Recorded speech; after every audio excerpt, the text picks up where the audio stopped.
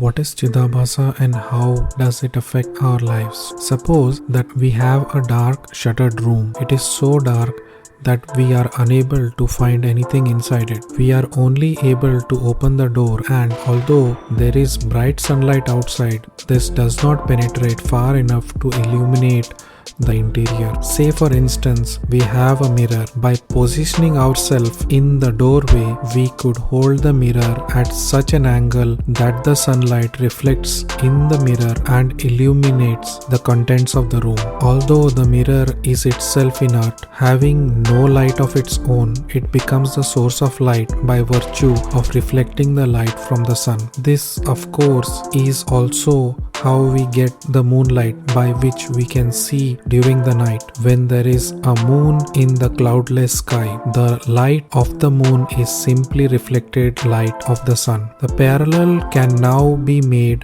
with our own inert equipments and consciousness. Atman or the self is the equivalent of the sun and only true source of consciousness. Atman illuminates the instrument of the mind, which itself is not a source of consciousness. But by virtue of this illumination, the mind is able to reflect the consciousness via the senses into the room of the world and become aware of the objects therein and interact with them, including the body-mind itself. This reflection of the Atman, the universal self, on or through the mind, ordinarily this term is used to denote the reflected universal self in the Jiva, the individual self. Hello friends, welcome to my channel All Things Spiritual. In this video, we will take a look at Chidabhasa and how it is monumental in shaping our day-to-day lives and also our destinies as a result, and its close relations to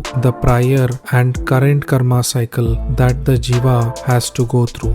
Please also don't forget to like and subscribe to my channel. It's considered adequate whenever we feel empathetic towards others and participate in other people's joys and sorrows. But when we go beyond thoughts of human sufferings and sorrows, then that is considered high-minded and the greatest of great virtues in spiritual speak. The devotion of such virtuous high-mindedness has a very strong favor from God's frame of reference. This high-minded virtuousness are great propellers for an aspiring student in spirituality. Just as a sprout buds into a blossom and then into a bloom, in a similar way, the aspiring student becomes devotional due to moving beyond thoughts of worldly nature and into thoughts relating to Paramatma or universal consciousness. The mind, in the process of becoming virtuous, starts feeling satisfied and delightful.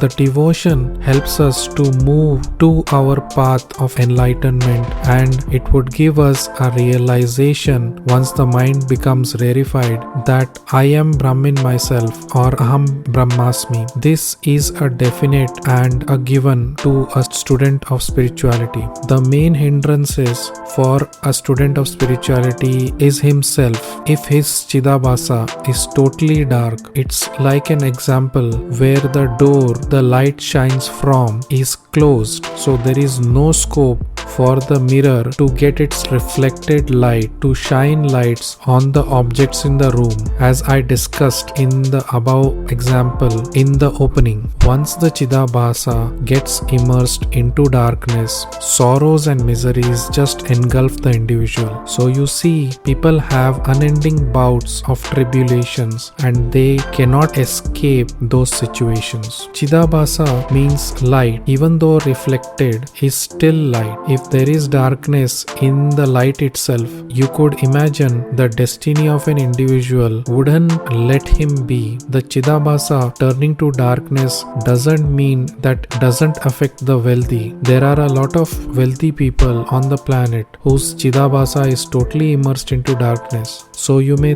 think or link wealthy to a bright Chidabhasa, which is not generally true. As I explained in my Buddha's story about the beggar with a touchstone, I will link it above. The beggar was ridden with a darkened Chidabhasa. Hence, he couldn't even decipher the words of wisdom that Buddha was trying to preach to him. The Chidabhasa lights up the modifications of the psychological instruments in the form of I, as well as its ramifications such as desire, anger, and so on. As a fire can heat up an iron ball, just as a red hot iron ball can illumine itself but does not illuminate other objects, so do the psychoses within illumine themselves, being enlightened by the Chidabhasa but not directly illumine other objects. These psychoses within come in a series as bits of a process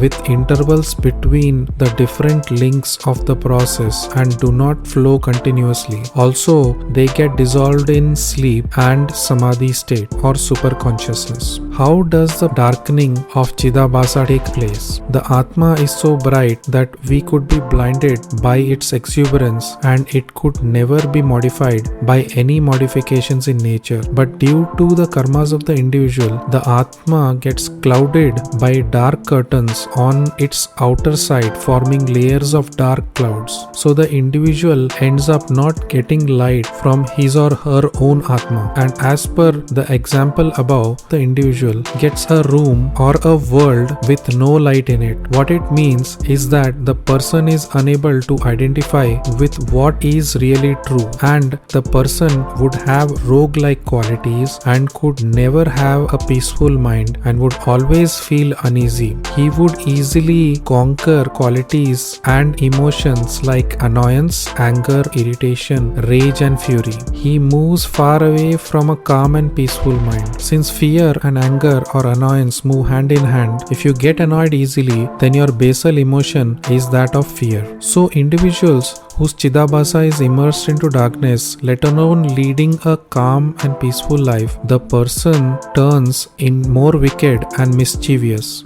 The path for such an individual to attain even simple moments of joy would be a stretch. Their lives are riddled with misfortunes, disasters, catastrophes, and tragedies. The life itself has a hellish feel, but the death is not easier as well. Death would be a struggle for such people. The path to devotion for such an individual is like climbing a mountain whose summit never attains. The individuals with such a makeup are here to do more wrongs than right their prior wrongs. The path to misdeeds is a given. The darkness clouding of the Atma is the makeup of such a person is God's arrangement. At the time of death, the Atma starts to agonize such an individual by giving them various diseases and afflictions. He or she is unable to sleep as the misdeeds of the life start to backfire on the person, and he or she is unable to live with the emotional backfire. This is all relayed to the person through their conscience. So even though you have all the wealth, family, and lavish life, still the Chidabhasa could be immersed into darkness. He or she could be intelligent too. The tendency to consume alcohol and promiscuity are all indications of a darkened Chidabhasa. A bright Chidabhasa would never have such tendencies. What are the qualities of a bright Chidabhasa? A bright Chidabhasa would make a person sattvic. They would be mentally well balanced, calm, and peaceful. Even though karmas would be applicable to them as per their prior life, but the impact of such karmas won't affect the functioning of their current life. The people easily complete their education, and once they complete their education, they have several job offers waiting for them. They grow in their jobs and they get quick promotions, and also they don't have to worry about finding a spouse. A very suitable partner is set up for such people, and their married life is very pleasant. Their partners also do not interfere in their day-to-day lives. Their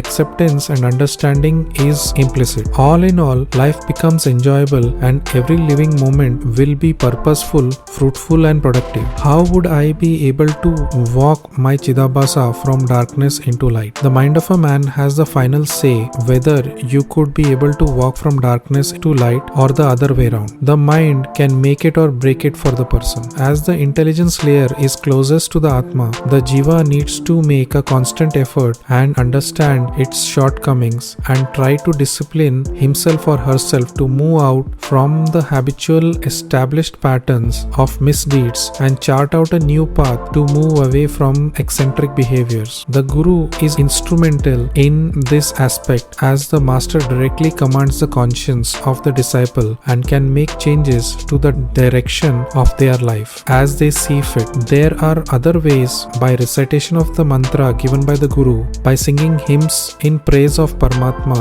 and stronger modes are by following a practice of meditation. The student of spirituality can move towards light. Once the disciple becomes steady in their practices, then their tendencies to stray would be curbed automatically and he would slowly and steadily move towards light. There will be a marked difference in their life compared to the past experiences, and the individual then enjoys a harmonious, soothing, undisturbed and untroubled existence.